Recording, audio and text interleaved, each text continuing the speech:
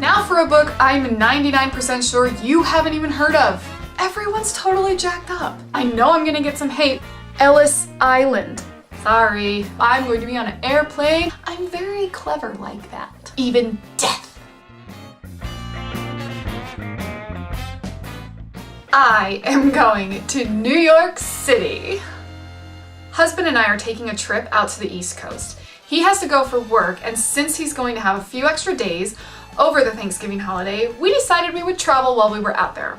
So my husband is taking me to one of my favorite cities. New York, New York. There's even a chance he's gonna take me to Hamilton.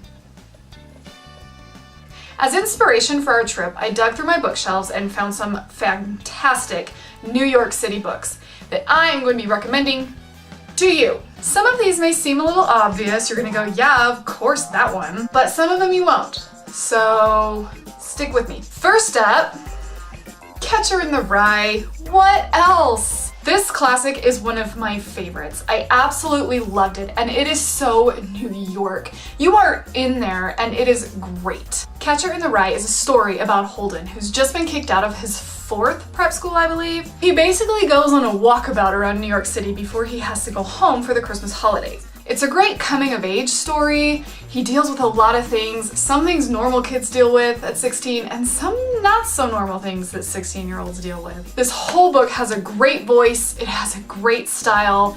It is beautiful. Catcher in the Rye by J.D. Salinger.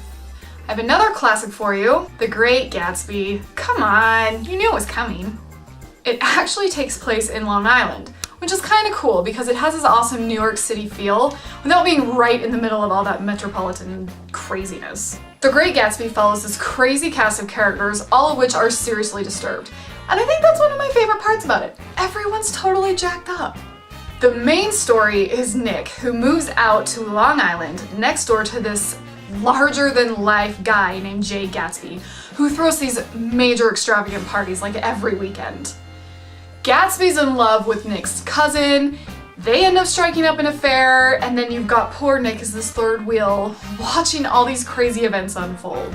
There is scandal, there is controversy, there are sparkling parties, even death. Is it a spoiler alert? Is that it? Do you not know? Is it? Sorry.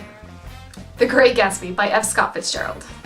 Moving away from classics and into something a little more YA, City of Bones by Cassandra Clare. I did not love this. It's not something I would just recommend to anybody and everybody. A lot of people really like it though, and it is set right in the throes of New York City.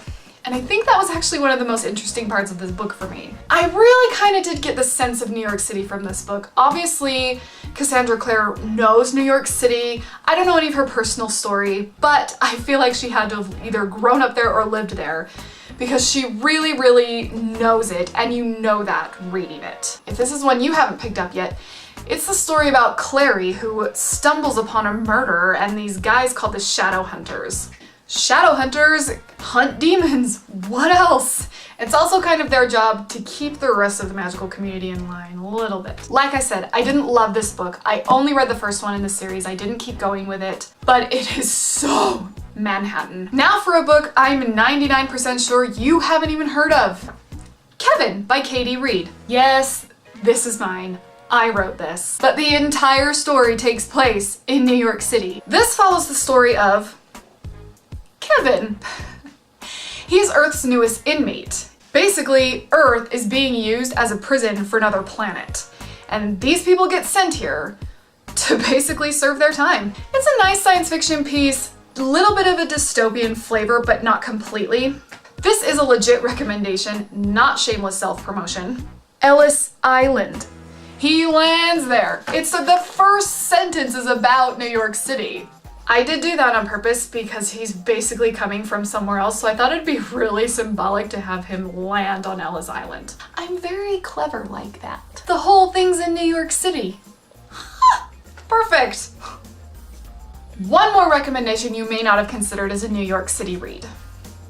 Memnoch the Devil by Anne Rice. This is book 5 of her Vampire Chronicles. I actually really enjoy Anne Rice and her writing.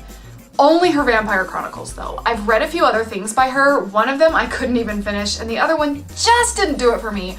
Her flowery descriptive language is awesome and works beautifully in her Vampire Chronicles, but her other stuff just doesn't fly for me. This was not my favorite of the Vampire Chronicles series. It is the last one I've read. I haven't gone on. I still will. It didn't deter me enough to not continue the series. But it has some great imagery of New York City from Lestat's point of view. This story in the Vampire Chronicles is about Lestat literally meeting the devil. He has a business proposition for him, wanting Lestat to become his lieutenant, and sort of walks him through all of this earth creation and all of this crazy religious history that's happened. This book has some great New York City vibes to it. A lot of the story takes place there, and it's not so New Orleans heavy the way the other Vampire Chronicles are. And you kind of get a sense of love for the city too from Lestat, which I really liked. Those are my books that take place and or are about New York City. Let me know what you think. I know I'm gonna get some hate for City of Bones, which is okay. Try to justify it to me if you wish. You might change my mind. You probably won't. But you can try. I respect all opinions. Okay, when I launch this video, I'm going to be on an airplane to the East Coast. Thumbs up, subscribe, see you later.